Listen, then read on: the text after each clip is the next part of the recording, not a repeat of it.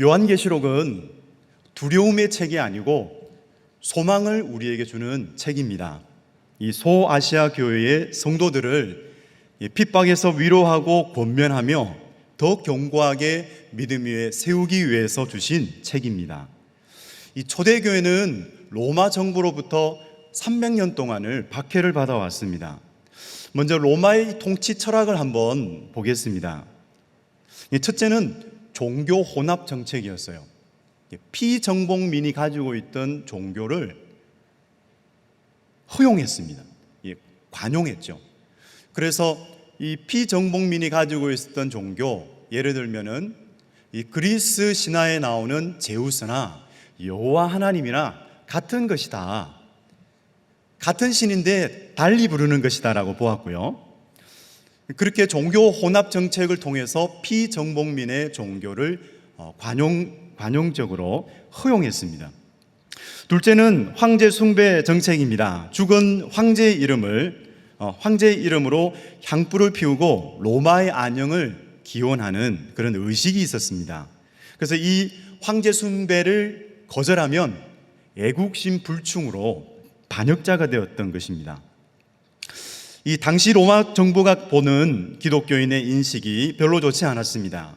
왜냐하면 기독교는 갑자기 신자들이 불어난 국적 불명의 신흥 종교였고요. 그래서 합법적인 종교로 인정을 받지 못했어요.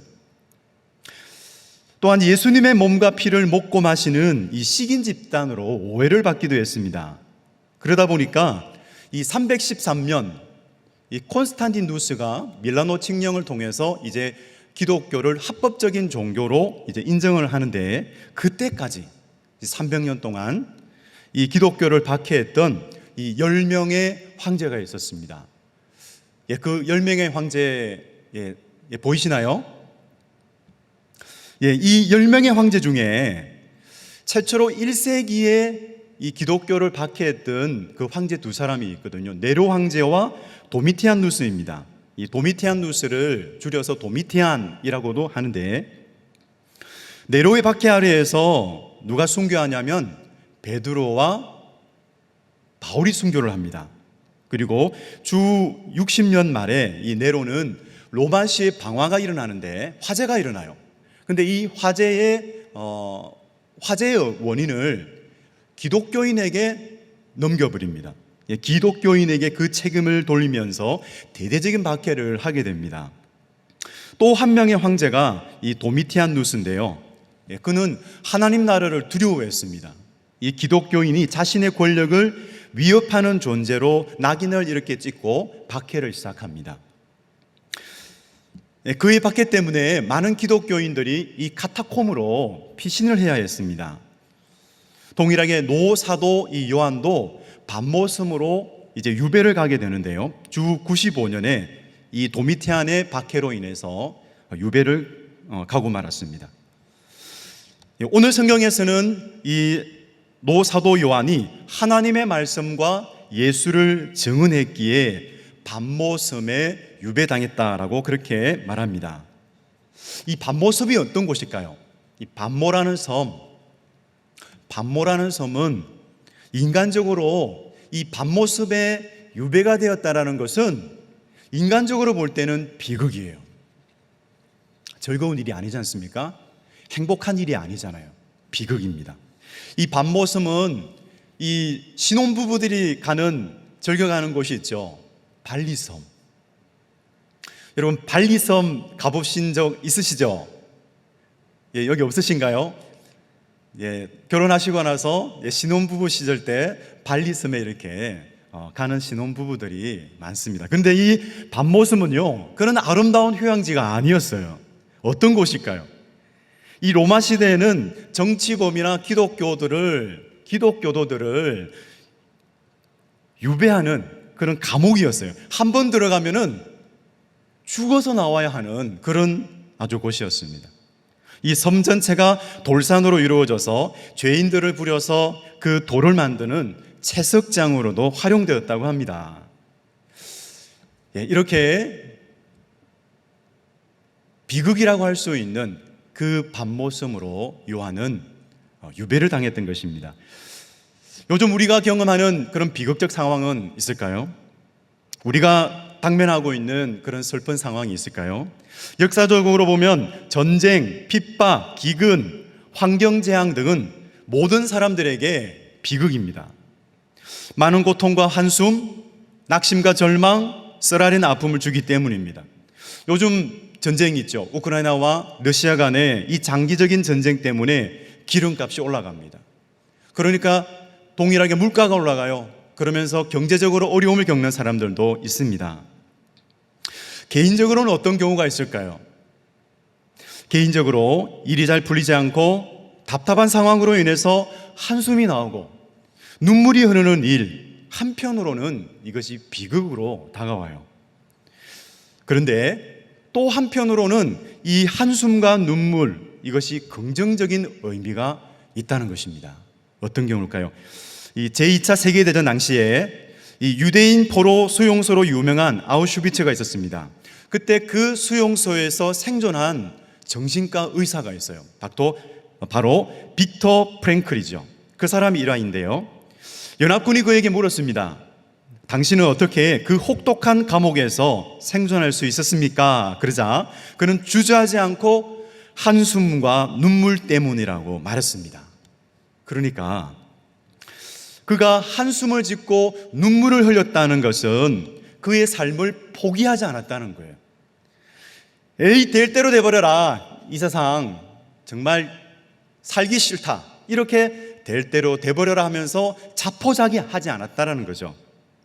그런 긍정적인 의미가 있습니다. 그런데 요즘에 외로움이 있고 그리고 삶의 무게감 때문에 한숨을 짓게 되고 내가 살아가는 이유가 무엇일까? 꼭 이렇게 살아야만 하는가? 이렇게 사는 것이 무슨 유익이 있는가? 이런 생각이 자꾸자꾸 들면서 낙심이 되고 절망이 들고 회의감이 찾아온다면 오늘 우리에게 행하시는 그 하나님을 믿음으로 바라보시기 바랍니다. 하나님 앞에서 우리가 누구인가 그것을 찾아야 합니다. 하나님은 그것을 말씀하십니다. 내가 누구인가? 하나님은 그런 현실 속에서 우리가 살아갈지라도 내가 누구인가를 말씀하시면서 당신 살아가야 할 목적이 있다. 당신 새날을 열어갈 수 있는 힘을 받을 수 있다라고 우리 하나님 말씀하세요. 하나님은 우리의 정체성을 세 가지로 말씀하십니다. 첫째, 하나님이 사랑하시는 나라입니다. 여러분은 하나님이 사랑하시는 나라입니다. 우리 요한계시록 1장 6절 말씀을 같이 한번 읽어보겠습니다. 시작. 그의 아버지 하나님을 위하여 우리를 나라와 제사장으로 삼으신 그에게 영광과 능력이 세세토록 있기를 원하노라. 아멘.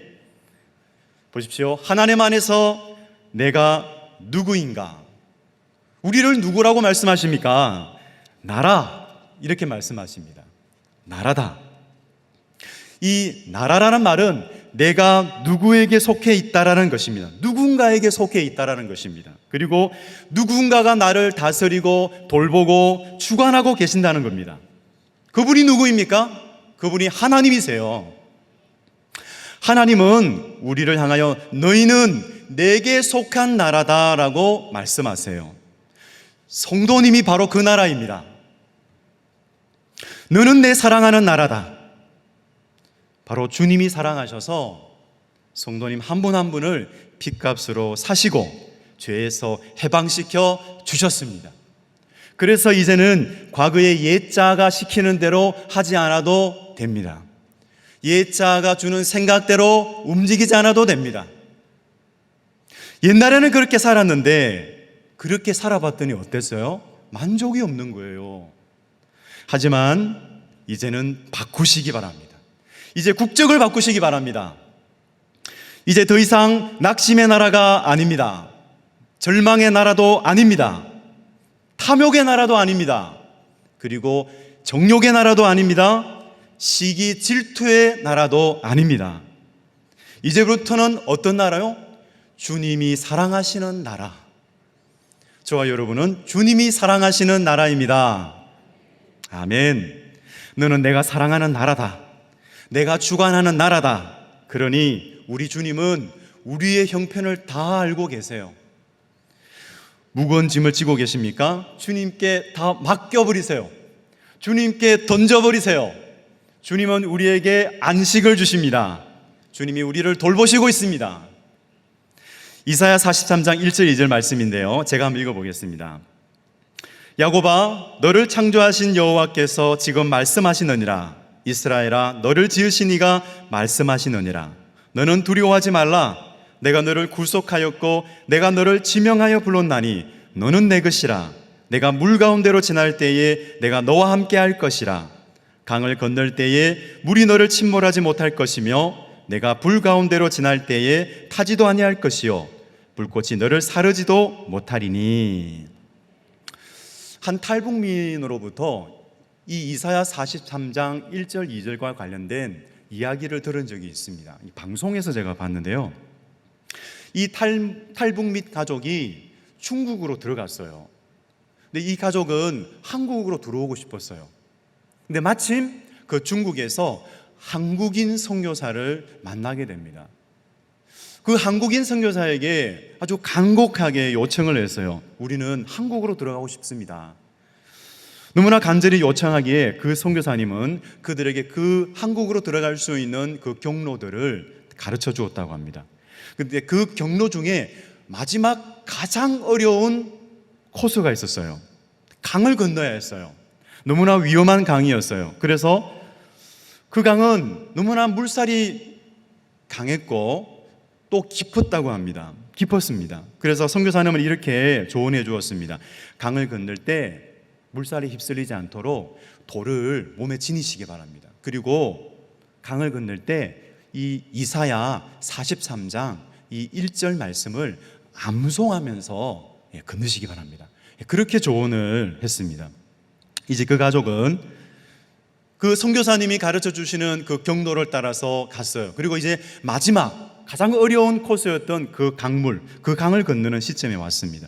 아주 물살이 강하고 깊어서 정말 목숨이 위태로울 그런 지경이었어요. 그때 가족 모두가 함께 이 살려달라는 그런 마음으로 강을 이렇게 건너다가 너무 깊은 거예요. 잠길 정도였어요. 그때 그 가족들은 다 함께 선교사님이 가르쳐 주셨던 그 이사야 43장 1절 말씀을 암송했습니다. 믿음으로 암송했습니다. 그런데 그때 어떤 일이 있었을까요?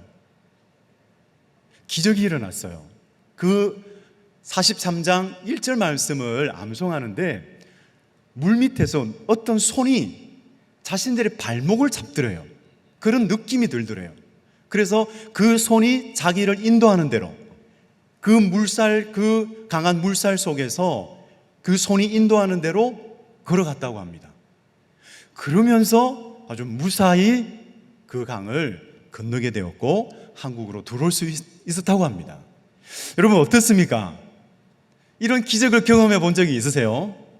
우리는 동일하게 이런 기적을 경험하지는 않아요. 하지만 여전히 하나님은 우리를 주님의 나라로 삼으시고 주님의 그 강한 손은 우리를 붙들고 인도하고 있음을 믿습니다. 그렇습니다. 너는 내 사랑하는 나라다. 내 사랑하는 나라다. 이 말씀에 붙들려서 살아가시는 여러분 되시기를 축복합니다. 두 번째, 하나님이 세우신 제사장입니다. 여러분은 하나님이 세우신 제사장입니다. 요한계시록 1장 9절 10절 말씀을 우리 같이 읽도록 하겠습니다. 시작. 나 요한은 너희 형제요 예수의 환난과 나라와 참음에 동참하는 자라. 하나님의 말씀과 예수를 증언하였으므로 말미암아 밤보라 하는 섬에 있었더니 주의 날에 내가 성령에 감동되어 내 뒤에서 나는 나팔 소리 같은 큰 음성을 들으니. 아멘. 이 로마 황제 도미티안은 요한이 밤모섬에서 그냥 늙어가면서 신세한탄을 하며 생의 마지막을 맞이하기를 원했을 겁니다. 근데 하지만 요한 사도를 보십시오. 그의 삶이 무기력한 삶이었습니까? 녹슬어서 고장난 인생이었습니까? 아니지요. 주눅 들고 의기소침해 서서 살아갔습니까? 아닙니다. 그가 처한 환경과는 다르게 자긍심이 넘치고 있어요. 나 요한은 너희 형제요. 무슨 말입니까?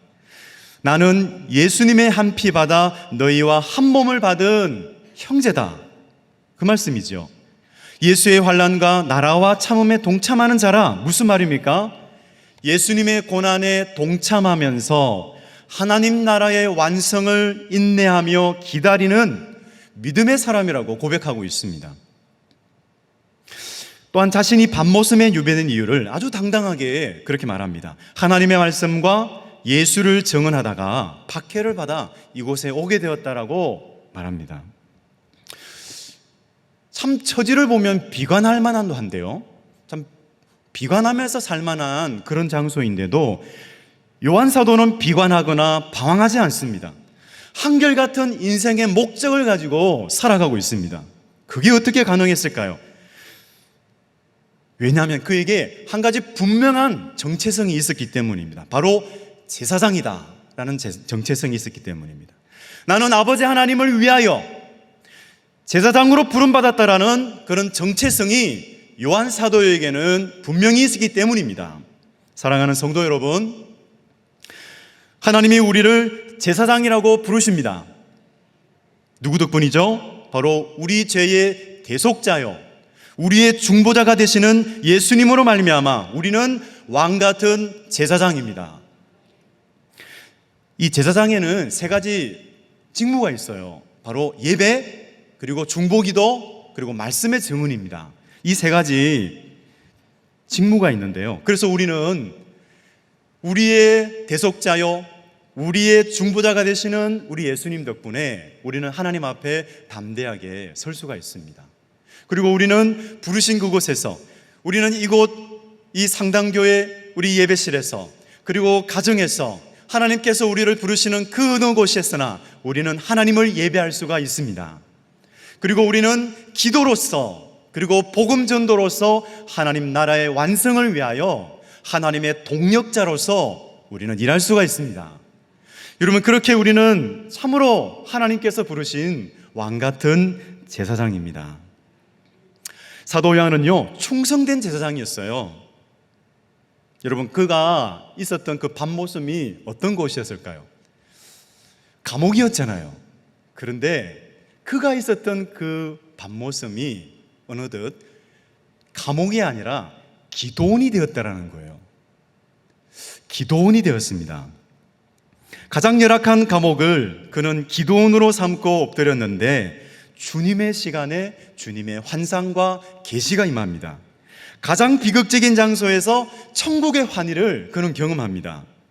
그래서 요한이 은혜 받고 불렀겠다 싶은 찬송가 가사가 생각났어요. 찬송가 438장인데요. 438장 한번 우리 저를 따라서 한번 불러보겠습니다.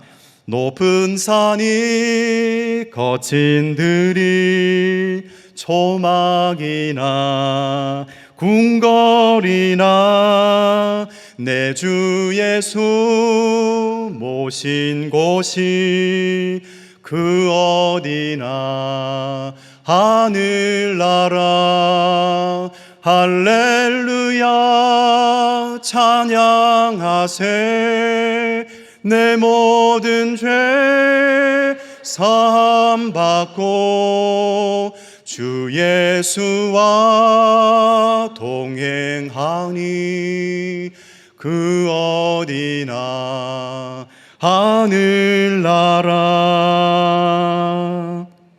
성도 여러분, 사랑하는 성도 여러분, 여러분의 골방은 어디입니까? 여러분의 기도원이 있습니까? 여러분의 골방이 어디 있든지, 여러분의 기도원이 어디 있든지 여러분 엎드리시기 바랍니다. 하나님께서 그 엎드리는 그 자리에서 하나님은 우리를 강건하게 세우시고요, 살아갈 목적을 발견하게 해 주실 것입니다. 아멘. 셋째, 우리는 예수님을 따르는 승리자입니다. 우리 요한계시록 1장 7절 말씀을 한번 같이 읽겠습니다. 시작. 볼지어다 그가 구름을 타고 오시리라. 각 사람의 눈이 그를 보겠고 그를 찌른 자들도 볼 것이요 땅에 있는 모든 족속이 그로 말미암아 애곡하리니 그러하리라. 아멘. 여러분, D-Day와 V-Day를 아십니까? D-Day는 decision이라는 이 결정이라는 뜻을 가지고 있는 영어인데요. 그 decision의 첫 글자 D를 따서 만든 말입니다. D-Day. 그리고 V-Day는 여러분 잘 아실 거예요.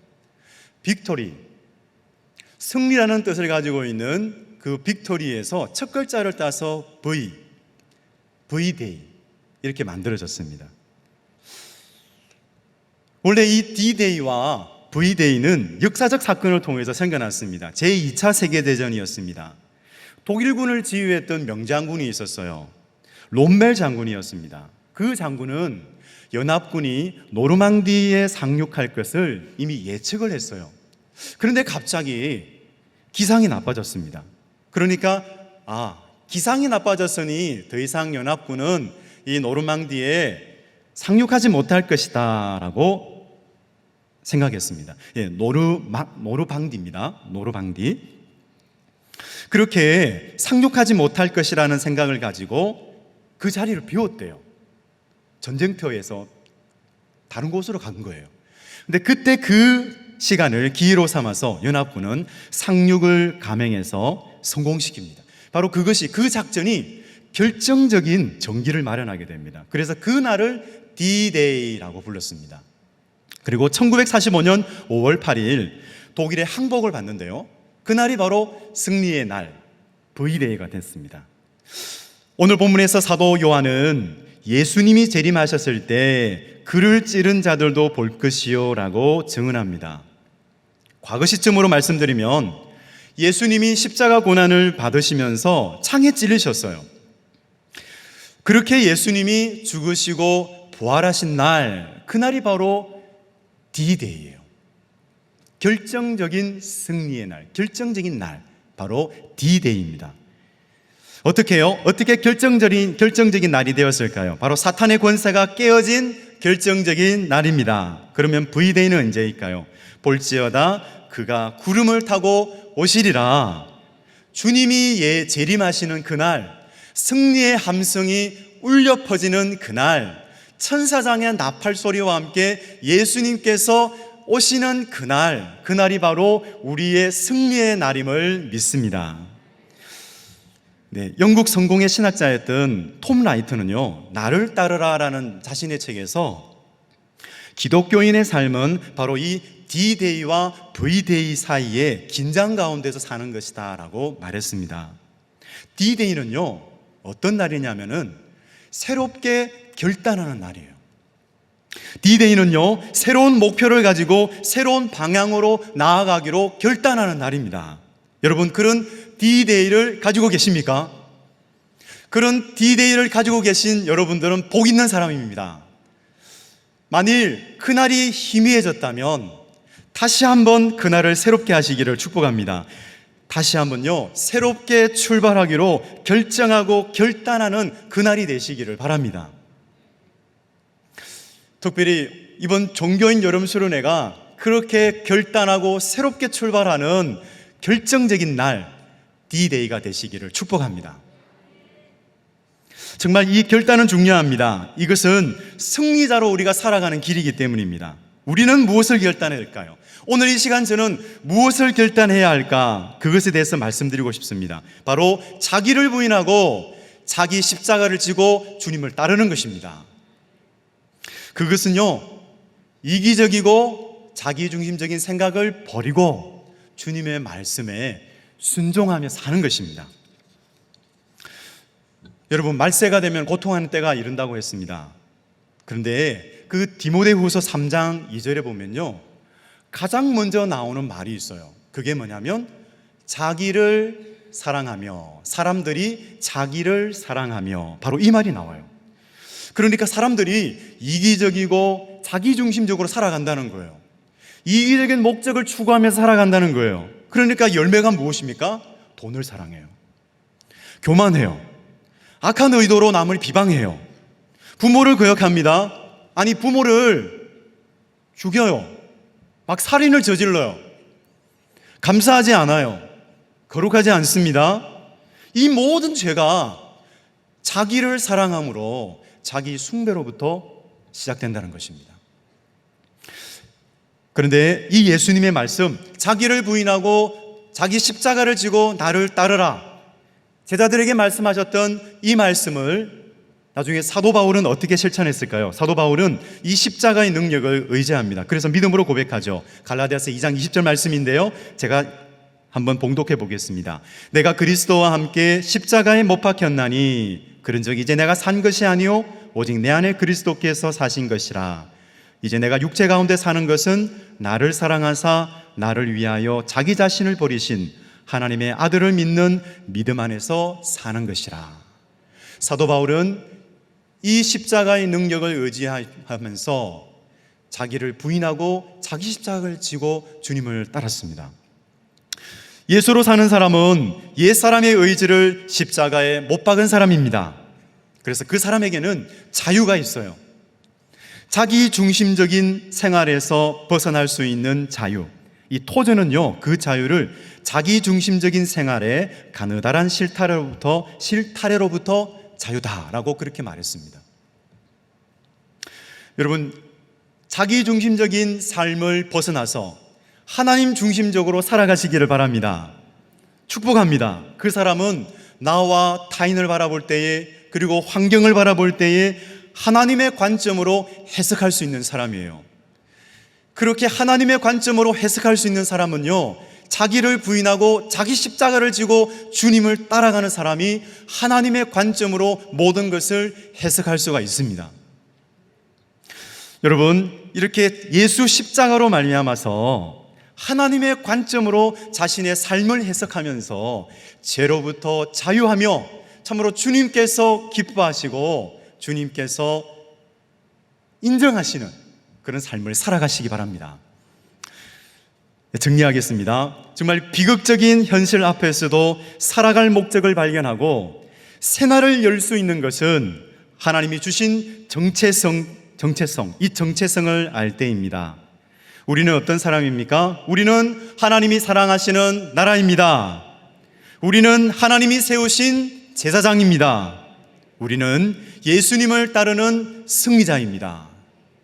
나라와 제사장으로 자기 십자가를 지고 주님을 따름으로 이 승리자의 복을 누리며 살아가십시오. 정말 살아갈 목적을 발견하고 새날을 열어갈 힘을 얻어서 살아가시는 여러분 되시기를 주님의 이름으로 축복합니다. 아버지 하나님, 때로 우리가 살아갈 때에 한순간 눈물을 지을 수밖에 없는 그런 낙심의 순간들이 있습니다. 아버지 하나님, 혹시 나는 우리 성도님들 혹시 그 시간 가운데 있다면 오늘 주신 말씀처럼 너는 내 사랑하는 나라다, 너는 내가 세운 제사장이다. 하나님, 이 말씀에 붙들리게 하여 주시옵소서. 아버지, 이 말씀에 붙들려서 하나님 자기를 부인하고 자기 십자가를 지고 갈 때에 승리의 시간을 경험하게 하여 주시옵소서. 아버지 하나님, 새롭게 결단하고 결정하는 날이 되어지기를 원합니다. 아버지, 이번 정교인 여름 수련회가 그렇게 새롭게 결정하고 새롭게 결단하고 새로운 목표를 가지고 나아가는 영적 부흥의 길로 나아가는 참으로 복된 시간 되어지게 하여 주시옵소서. 감사드리며 예수님의 이름으로 기도드립니다. 아멘.